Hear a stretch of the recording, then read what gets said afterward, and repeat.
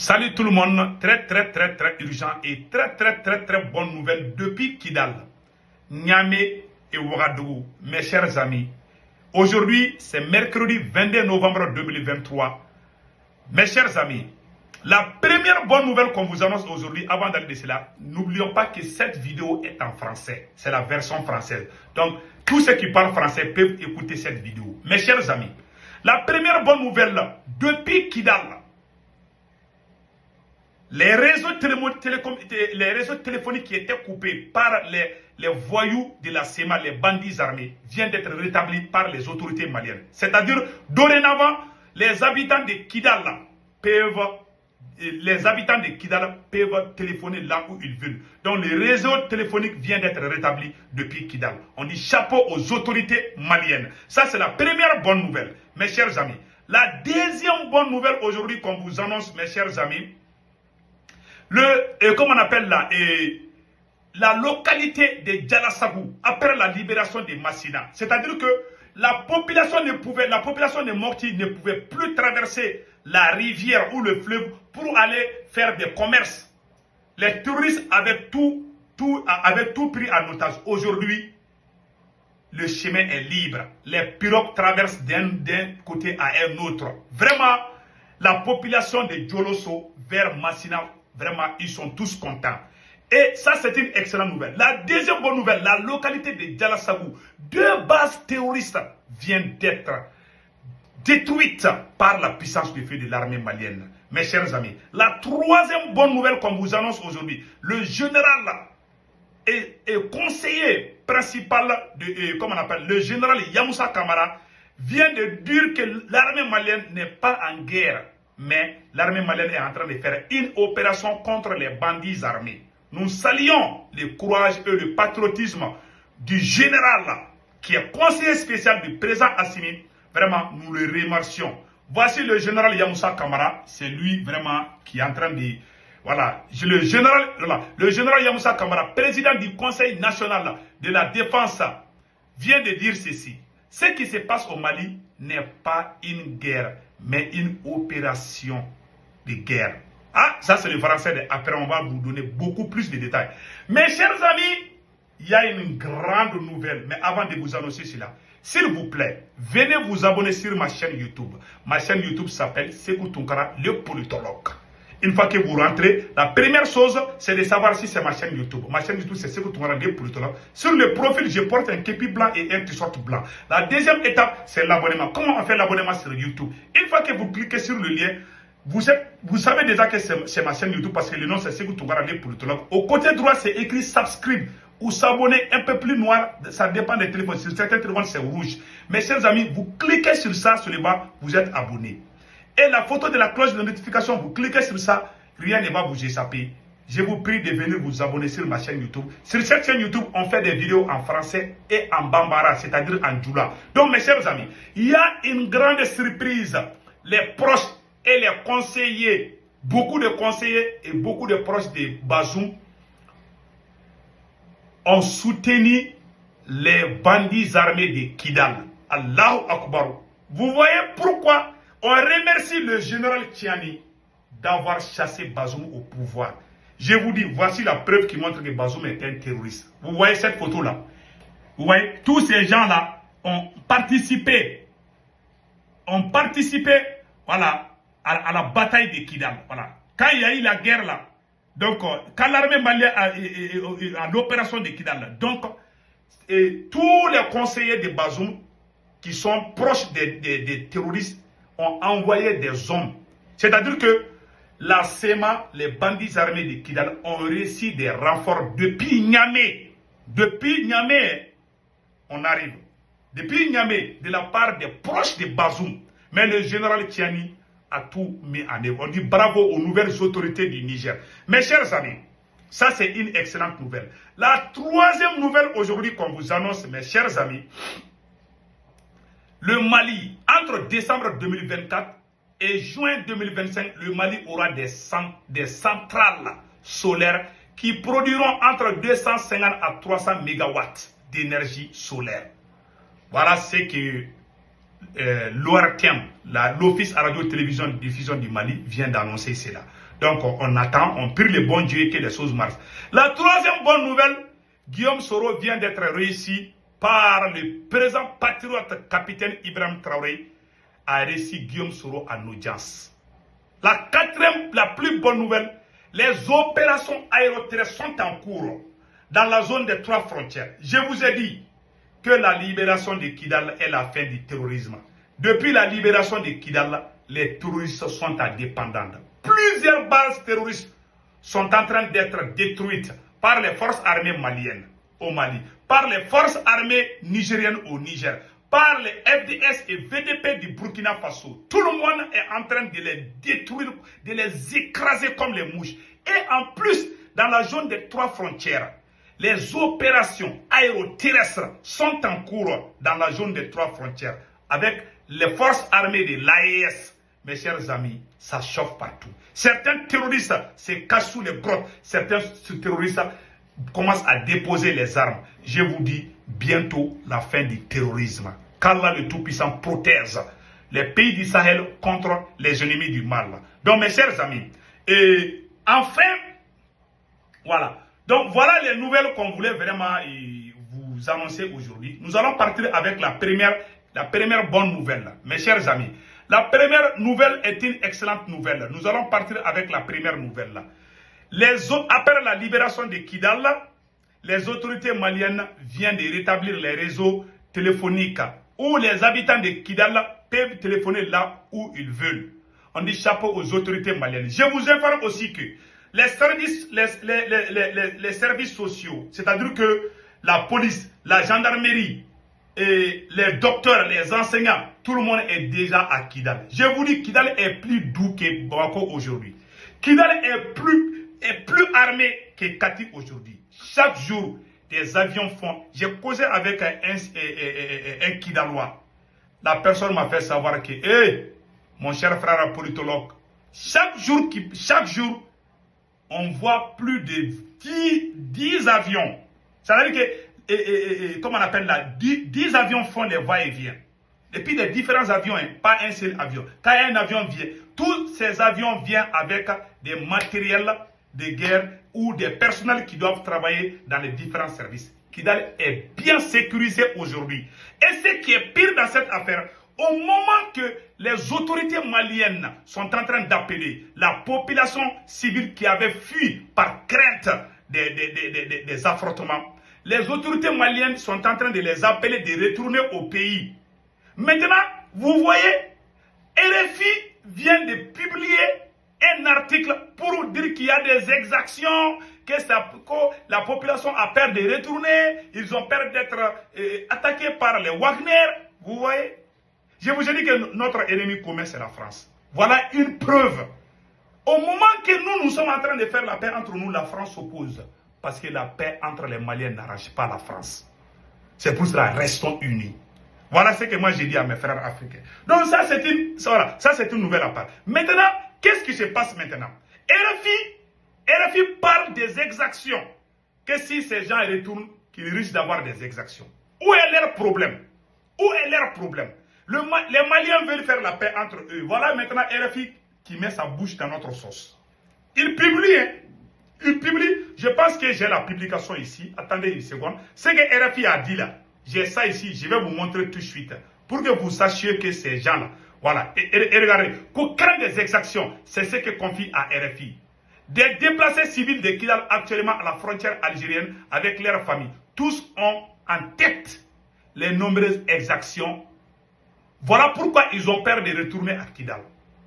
Les soldats maliens et leurs alliés russes sont accusés des exactions pendant leur progression vers Kidal, comme à Ersan depuis début octobre, que 17 civils, ils sont en train de mentir.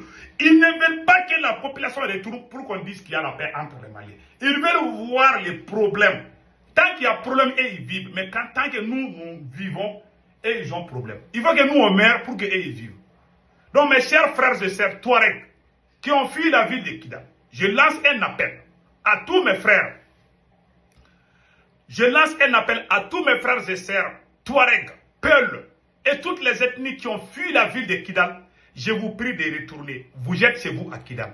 L'armée malienne est une armée république, est une armée qui est là pour tout, est une armée professionnelle, est une armée qui est composée des Touaregs. L'armée malienne est une armée qui est composée des Peuls, des Dogons, des Maninga, des Mianga, de toutes les ethnies du Mali, des Arabes, tout. La première dame du Mali, elle est métisse, elle a des parents Touaregs et des parents Peuls. La première dame du Mali, la femme du président Assimi. Elle est moitié Touareg et moitié Peul. Tu vois, elle est très claire et très jolie. Le président du CNT, le vice-président du Mali, c'est un Peul. Maliki Diaw est un Peul. Et le vice-président de la DGSE du Mali, il s'appelle colonel Malik Diko. Il est Peul. Il parle très bien Peul. Comment tous ces gens, et il y a des officiers supérieurs du Mali qui sont des Touaregs, qui dirigent des opérations au centre et partout. Comment nous on peut être contre les Touaregs ou les Peuls? C'est faux. Donc mes frères et sœurs qui ont fui la vie de Kidal, s'il vous plaît, revenez, vous êtes chez vous. Kidal est votre pays. Il faut vraiment quitter. Même les maires de Kidal a appelé. Tous ces appels-là dérangent la France. Ils veulent voir toujours les Maliens se casser les dents. Mais mes frères et sœurs, il faut éviter les propagandes des médias français. C'est le conseil que je donne à mes frères et sœurs. Faisons la paix et oublions tout ça là. Donc c'est mon conseil, vraiment. Donc nous lançons un appel à tous nos frères et sœurs qui ont fui de revenir encore. Vous êtes chez vous, Kidal est chez vous. Voilà un conseil que moi je donne. Mes chers amis, nous allons partir après cela. Les proches, les anciens conseillers de Bazoum avaient envoyé des combattants venus du Niger pour aider les bandits armés de Kidal. Mes chers amis, ça c'est incroyable, mais c'est une réalité. Je vais vous montrer tout de suite. Et Bazoum, les anciens conseillers de Bazoum ont envoyé des combattants à Kidal pour aider les bandits armés contre l'armée malienne. Voilà, je vais vous montrer comment on appelle. Je vais lire ça tout de suite. Vous allez voir tout de suite. Vous allez voir que combien de fois le Mali était trahi. Mais avec l'aide du tout-puissant Allah, le Mali est sorti. Voilà les conseillers de Bazoum. Et voilà ce qu'ils ont fait. Je vais lire l'article. Des combattants de Rissa Ag Boula, l'ancien conseiller du président Bazoum, Mohamed Bazoum, ont participé à la bataille de Kidal. C'est-à-dire que les anciens conseillers, c'est-à-dire que si Bazoum était président, la prise de Kidal allait être très difficile pour l'armée malienne. Voilà ce qu'ils ont dit ici. Ont participé aux côtés des groupes armés Touareg. C'est là contre les forces armées maliennes qui sont parvenues, malgré ses soutiens, venus du Niger, à reprendre la ville emblématique du nord du Mali. Il y a environ un mois, une cinquantaine d'hommes bien armés, mobilisés de Niger à Kidal par Rissa Agboula, l'ancien conseiller du président Bazoum en exil en France. Depuis la France, il a commandé des hommes d'aller à Kidal pour combattre l'armée malienne. Voilà. Donc, malgré cela, la moitié de ces hommes est venue du Niger et la localité natale de l'ancien rebelle Touareg près d'Arlit. Il s'agit essentiellement du parent du leader du mouvement armé créé au lendemain du coup d'État. Il a créé un mouvement et puis il a envoyé ses hommes à Kidal. Ils ont tous été opération et repos éternel. Mes chers amis, on dit bravo à l'armée malienne. Et en plus de cela, mes chers amis, après la prise de Kidal, plusieurs localités aux mains des terroristes ont été récupérées avec succès par l'armée malienne. Je vous ai dit, dans la localité de Massina, Djolosso, cette localité était sous blocus pendant plus de 6 mois. L'armée a libéré cette localité. Maintenant, les pirogues peuvent quitter de Mopti, et les pirogues et les bateaux, tout. C'est-à-dire que comment on appelle là, tous ces moyens de déplacement là peuvent quitter de Mopti jusqu'à Djolosso à Massina sans pourtant problème. Tous les terroristes là ont été neutralisés par la puissance de feu de l'armée malienne. Donc vraiment, la question des fleuves et des rivières là est devenue un débat très important au Mali. Donc mes chers amis, voilà ce qui vient de se passer. Donc vraiment, nous remercions nos autorités pour ce travail remarquable. Et l'opération Keretigi Getsiade a aussi détruit plusieurs bases terroristes à Djalasagou, mes chers amis. Il y a une localité qui s'appelle Issouwere et Niélé, les Gatsia, à travers des patrouilles. Et cette opération a permis de détruire plusieurs bases terroristes à Issouwere et Niélé et récupérer une dizaine de motos, des sacs de petits milles, des armes et divers, des matériels. Cette opération a été coordonnée par les PCA, centrés sur la base des renseignements qui ont permis de traquer les groupes armés. Maintenant, les terroristes fuient à pied en laissant les motos. Les terroristes là n'ont plus le temps de prendre les motos. Pour eux, la moto est trop lente. Ils croient à leur pied que la moto. Les terroristes croient maintenant à leur pied que la moto. Ils disent que la moto est trop lente. Quand nos militaires les traquent, ils fuient à pied, ils rasent leurs barbes, ils enlèvent leur foulard, ils fuient, ils portent même des cravates et des vestes et des cravates. Ils ont fui et beaucoup d'entre eux meurent sous les grottes par peur d'être traqués par la puissance des fées. Tellement on les a bombardés, ils se cachent sous les grottes, dans les montagnes. Même quand une mouche fait du bruit, ils fuient. Ils pensent que c'est le bruit de l'avion. Ils ont tous fui, même les moustiques les font peur aujourd'hui. Donc on dit bravo aux forces armées maliennes et forces armées burkinabées et aux forces armées nigériennes. Vraiment, c'est le combat du siècle. Donc nous, voilà ce qui s'est passé. Maintenant, mes chers amis, il y a une autre bonne nouvelle qu'on vous annonce aujourd'hui. Le président patriote de Burkina Faso, capitaine Ibrahim Traoré, vient de recevoir l'ancien Premier ministre, vient de recevoir Guillaume Soro, l'ancien Premier ministre et l'ancien président de l'Assemblée nationale de la Côte d'Ivoire. Alassane Ouattara est en train d'envoyer plusieurs militaires à la frontière entre le Mali et entre la Côte d'Ivoire et le Burkina, la Côte d'Ivoire et le Mali. La Côte d'Ivoire, Alassane Ouattara a peur. Il ne faut pas avoir peur, oui. Alassane Ouattara, nous, on n'est pas contre toi. Guillaume Soro est un Mali, est un Africain. On les reçoit. Cela ne veut pas dire que le Mali, le Burkina, le Niger vont créer des problèmes en Côte d'Ivoire. Non, non, non, non. La Côte d'Ivoire est notre patrie. On n'est pas contre toi. C'est toi, Ouattara, qui met ta bouche dans les problèmes des gens. C'est ça ton problème. Maintenant, il a fui. Alassane Ouattara est parti, comment on appelle, en France, pour voir Macron. Comment faire les choses. Il a peur aujourd'hui. Alassane Ouattara n'arrive plus à dormir. Guillaume Soro a été reçu par le capitaine patriote. Voilà la photo ici que je vous montre. Vraiment, ça chauffe en Côte d'Ivoire. Voilà ce qui se passe. Ouais. Donc, voilà Guillaume Soro. Il est en train d'aller voir le capitaine Ibrahim Traoré depuis sa voiture. Voilà maintenant. Voilà la vidéo.